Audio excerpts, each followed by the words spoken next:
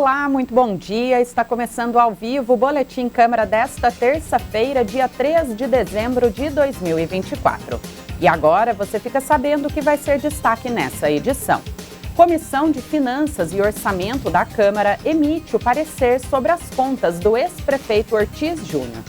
Congresso analisa a habilitação para carro automático. Expectativa de vida dos brasileiros cresce e chega aos 76,4 anos.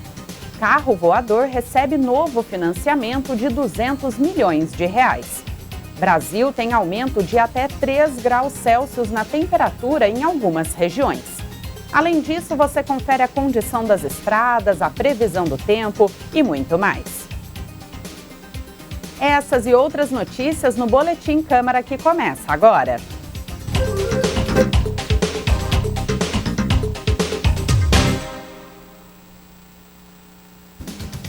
A Comissão de Finanças e Orçamento aqui da Câmara emitiu o parecer sobre as contas de 2020 do ex-prefeito Ortiz Júnior.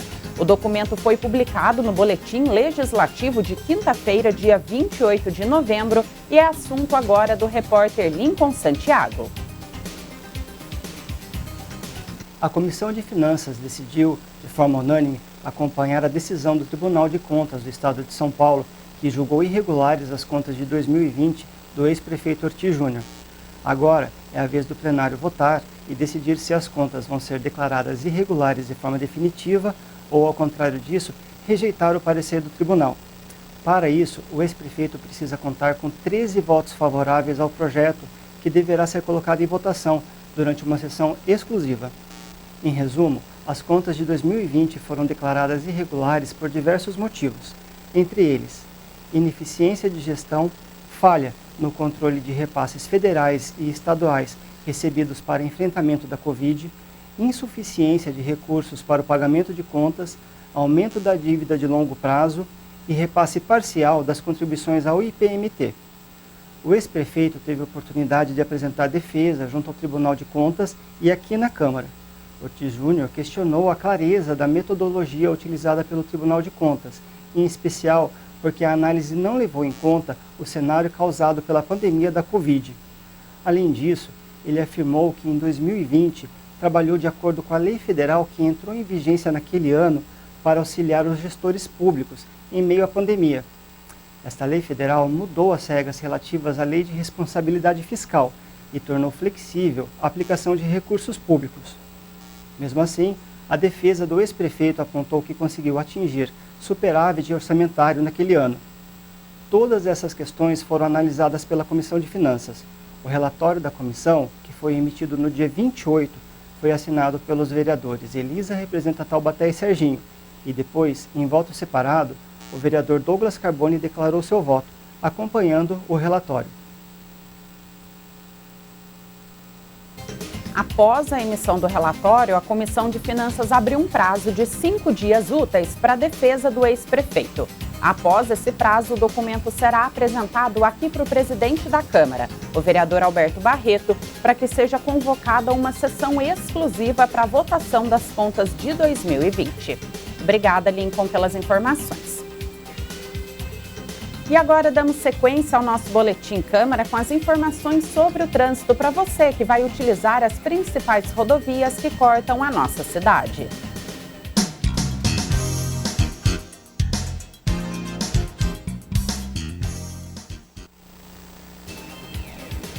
Floriano Rodrigues Pinheiro, sentido Serra da Mantiqueira, tem movimento bastante tranquilo na manhã desta terça, mas requer atenção do motorista em todo o trajeto em razão da presença de neblina e também de água na pista. Já a rodovia Oswaldo Cruz, sentido litoral norte, tem movimento constante nos dois sentidos da pista. Apesar da boa visibilidade, a pista está bastante molhada. Então, cuidado e atenção de quem transita sentido Ubatuba ou retorna a Taubaté. A rodovia Presidente Dutra tem 2 pontos de lentidão na altura de São José dos Campos em razão do excesso de veículos. O registro é nos quilômetros 137 e 144, que são a altura de Eugênio de Melo e do bairro Vista Verde, no sentido São Paulo. Nós temos imagens ao vivo da rodovia Presidente Dutra deste exato momento. Este é o quilômetro 110, altura de Taubaté. O lado direito da tela vai sentido Rio de Janeiro, o lado esquerdo sentido São Paulo. Apesar da grande presença aí de veículos pesados, de caminhões e também de trânsito constante, não há registro de lentidão ou de congestionamento. Essas imagens e as informações são da CCR Rio SP, que é a empresa que administra a rodovia. E ainda falando sobre eleições. Quem estava fora do seu domicílio eleitoral no primeiro turno das eleições agora de 2024 e ainda não justificou a sua ausência, tem até quinta-feira, dia 5 de dezembro, para fazer o procedimento pelo aplicativo e-Título, pelo autoatendimento eleitoral ou pelo sistema Justifica. O prazo também vale para quem estava no domicílio eleitoral e por algum motivo justo deixou de votar. Nas duas situações é preciso anexar documentos que comprovem o fato que impediu o comparecimento. Também é possível apresentar a justificativa de ausência em qualquer cartório eleitoral de forma presencial ou enviá-la pelo correio para o cartório responsável pela sua inscrição eleitoral. O formulário de justificativa pós-eleição encontra-se no site do TSE. Se a justificativa não for aceita ou for apresentada fora do prazo, a eleitora ou o eleitor deverá pagar uma multa no valor de R$ 3,51 por turno. A guia de recolhimento da União para quitação das multas é obtida no autoatendimento eleitoral e pode ser pago por Pix ou por cartão de crédito. E o IBGE trouxe uma boa notícia. A expectativa de vida dos brasileiros cresceu e agora chega aos 76,4 anos. A repórter Tânia Vinhas traz as informações que foram divulgadas pela Agência Brasil. Oi, Ana, é isso mesmo. Segundo a tábua de mortalidade 2023 divulgada pelo IBGE, uma pessoa nascida no Brasil em 2023 tem expectativa de viver, em média, até os 76,4 anos. Houve um acréscimo de 11,3 meses em relação ao ano anterior, superando o patamar pré-pandemia de Covid. Para a população masculina, o aumento foi de 12,4 meses, passando para 73,1 anos. Já para as mulheres, o ganho foi um pouco menor, cerca de 10,5 meses, mas a nossa expectativa já era maior mesmo, e passou para 79,7 anos. Para se ter uma ideia, a expectativa de vida em 1940 para ambos os sexos era de 45,5 anos, então houve um aumento de 30,9 anos. A taxa de mortalidade infantil, que é a probabilidade de um recém-nascido não completar o primeiro ano de vida, também melhorou muito. Caiu 91,5% em 83 anos. Já a mortalidade das crianças menores de 5 anos caiu mais ainda, 93,1%. Esse estudo estabelece as expectativas de vida para serem usadas como um dos parâmetros para o fator previdenciário, usado no cálculo das aposentadorias. Volto com vocês. As tábuas de mortalidade 2023 são provenientes da projeção da população do Brasil para o período de 2000 a 2070. E como você falou, Tânia, vamos ver como isso vai influenciar a Previdência Social. Obrigada pelas informações.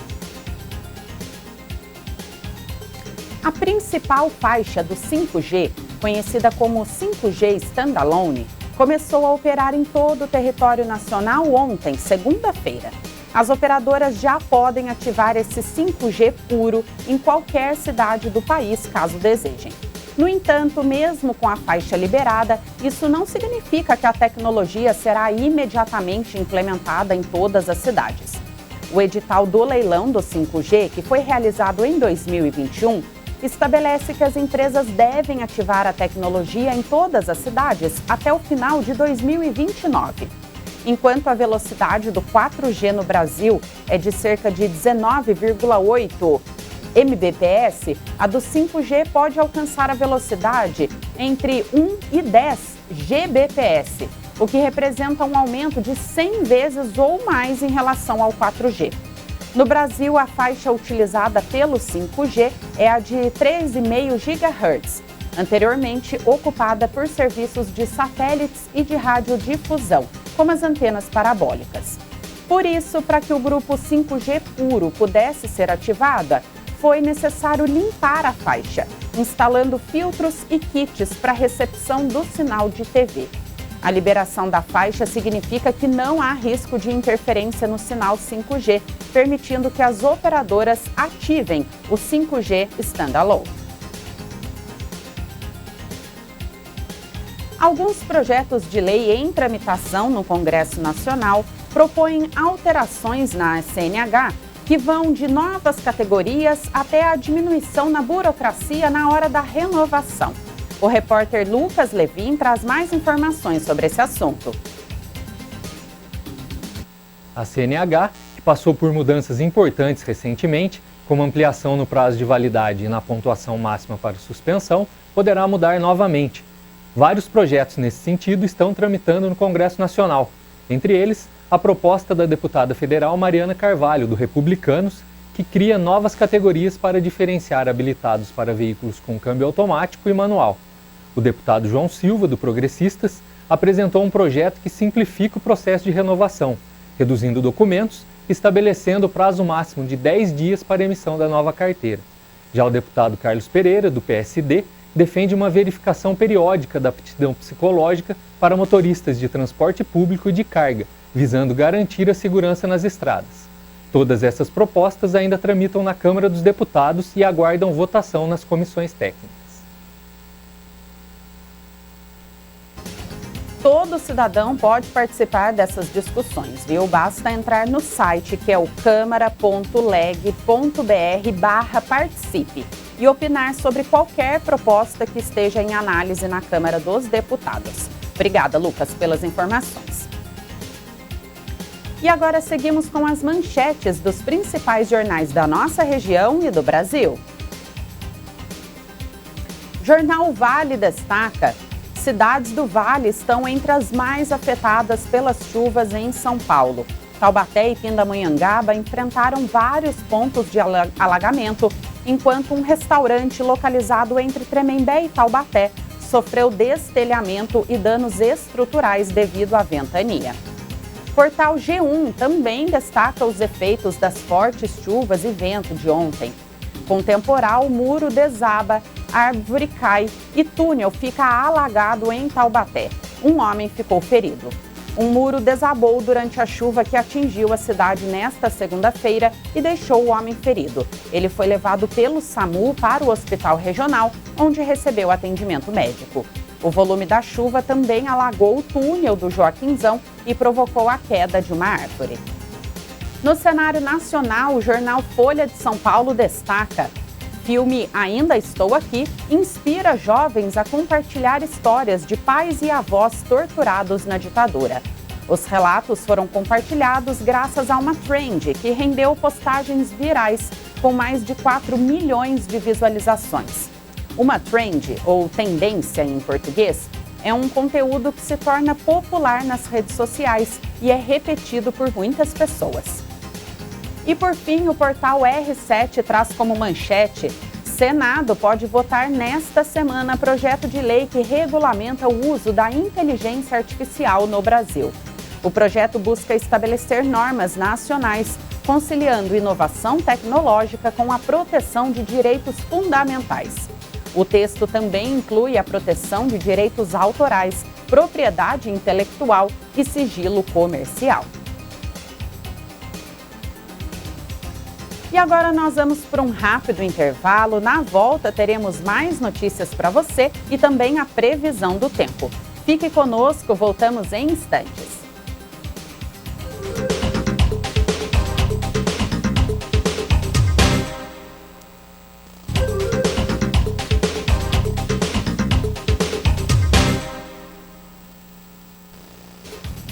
Olá, estamos de volta com o Boletim Câmara e seguimos agora com mais notícias para você que nos acompanha.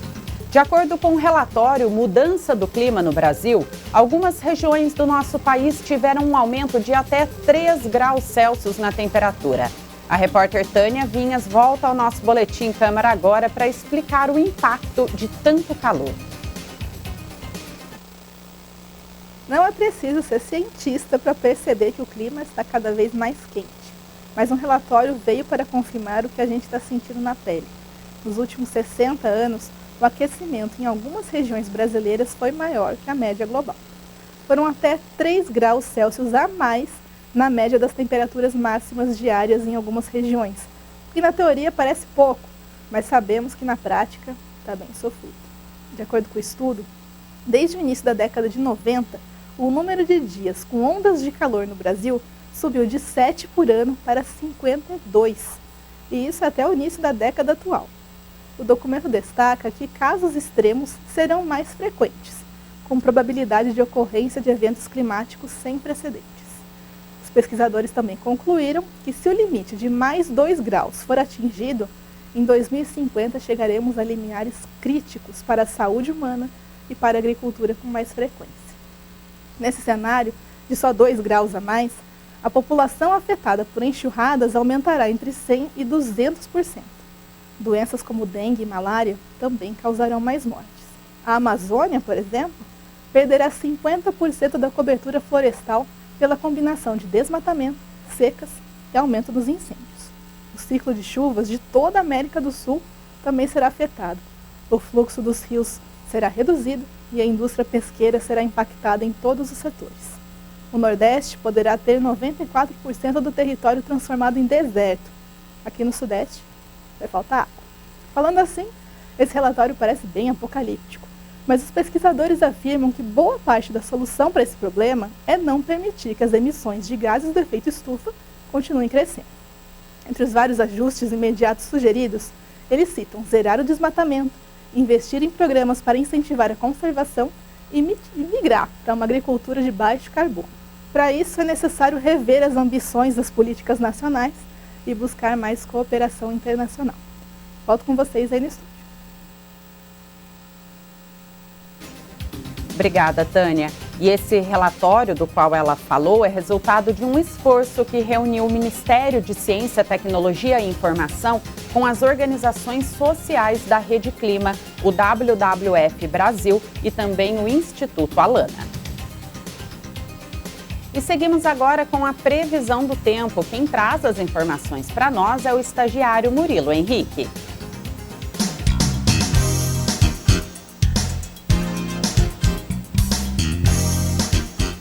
Nessa terça-feira, Taubaté vai ter um dia nublado, com chuva de manhã e temporal à tarde e à noite. As temperaturas podem variar entre 22 e 25 graus. Os ventos podem chegar a 2 km por hora e a umidade do ar a 88%. A qualidade do ar é satisfatória e o índice de raios UV é extremo. O sol se põe às 6h35 da tarde. As informações são da Climatempo Meteorologia.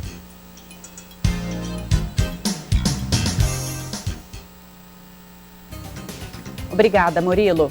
E o Instituto Nacional de Meteorologia, o INMET, emitiu um alerta para chuvas intensas e ventos fortes em todo o Vale do Paraíba até amanhã, quarta-feira. De acordo com o órgão, o mau tempo é resultado de um cavado, que são correntes de vento que favorecem a formação de tempestades e também da chegada de uma frente fria que está vindo do sul do nosso país. A previsão é de chuva de até 100 milímetros por dia e ventos que podem alcançar os 100 km por hora. As cidades da região foram classificadas no grau de risco laranja, que indica um perigo intermediário na escala de gravidade. Em caso de ventos fortes, as pessoas devem evitar se abrigar sob árvores ou estacionar os veículos próximos a torres de transmissão, devido ao risco de quedas de galhos e também de descargas elétricas. Os moradores de áreas vulneráveis devem redobrar a atenção e, em caso de emergência, você pode acionar a Defesa Civil pelo número 199 ou o Corpo de Bombeiros pelo número 193. Aqui em Taubaté, a previsão é de chuva durante todo o dia hoje, com mais intensidade no período da tarde. E o acumulado também é bastante preocupante, viu? Chegando a 34 milímetros. Então, se proteja e também evite locais de risco. Vamos conferir como está o tempo agora em Taubaté? Nós temos imagens ao vivo com o nosso cinegrafista Cadu Reis. Chuva fina neste momento. E agora na cidade nós temos aí uma temperatura de 23 graus, sensação térmica também de 23 graus. Tempo bastante encoberto e o tempo deve continuar desta mesma maneira durante todo o dia. Essas imagens estão sendo feitas agora ao vivo na Avenida Professor Walter Thaumaturgo, que é a Avenida do Povo, aqui em Taubaté. Agora nós vamos para um rápido intervalo. Na volta nós teremos o Fiscalização Pública e também mais notícias para você. Nós voltamos rapidinho.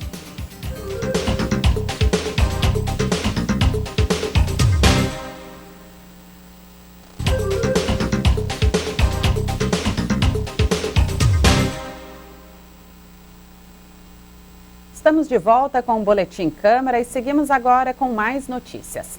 Foi sancionada no dia 27 de novembro a lei que permite o pagamento de dívidas com a Prefeitura sem multa e juros até o dia 20 de dezembro. A solicitação da anistia pode ser feita pelo site e nós convidamos a repórter Fernanda Maria para explicar para você o passo a passo desse processo. Quem quiser fazer o pagamento de impostos em dívida com a Prefeitura deve acessar o site www.taubaté.sp.gov.br na aba IPTU.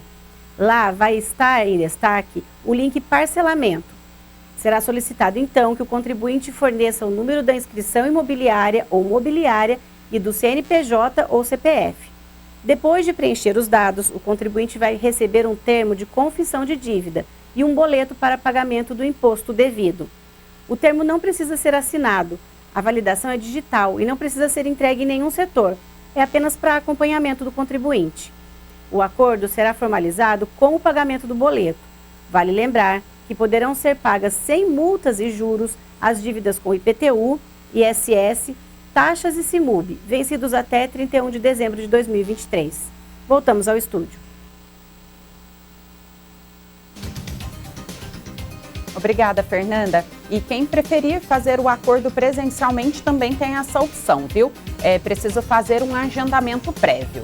A divisão de controle e de arrecadação da Prefeitura funciona na Rua Carneiro de Souza, número 99, no centro.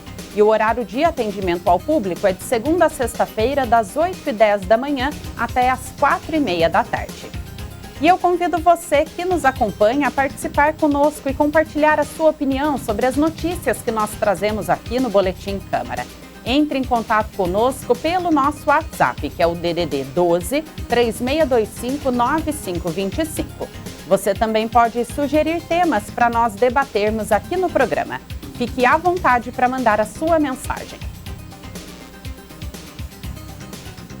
E tem mais programação cultural.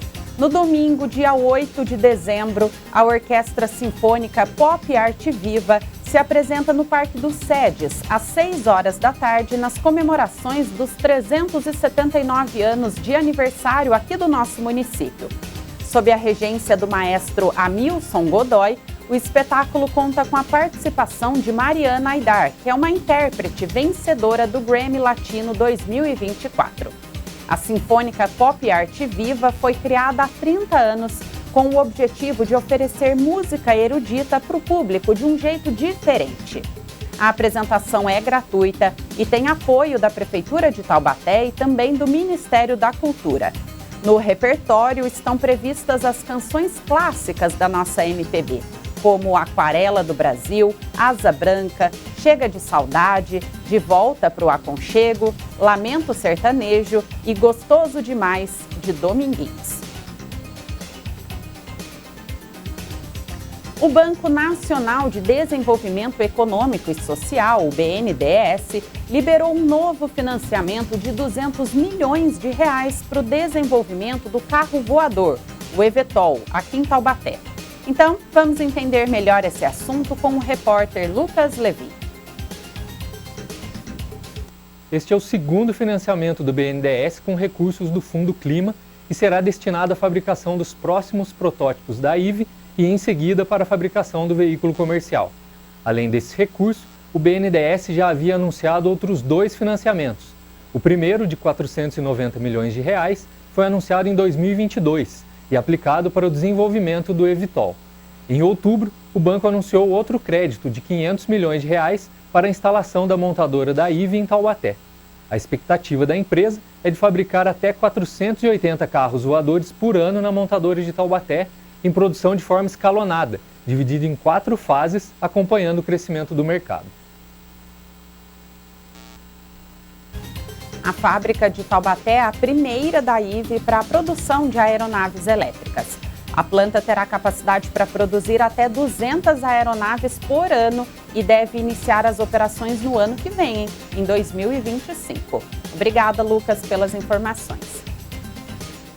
E assim nós encerramos o nosso Boletim Câmara de hoje. Essa foi a edição ao vivo desta terça-feira, dia 3 de dezembro. Eu retorno amanhã com mais notícias para você aqui na TV Câmara Taubaté.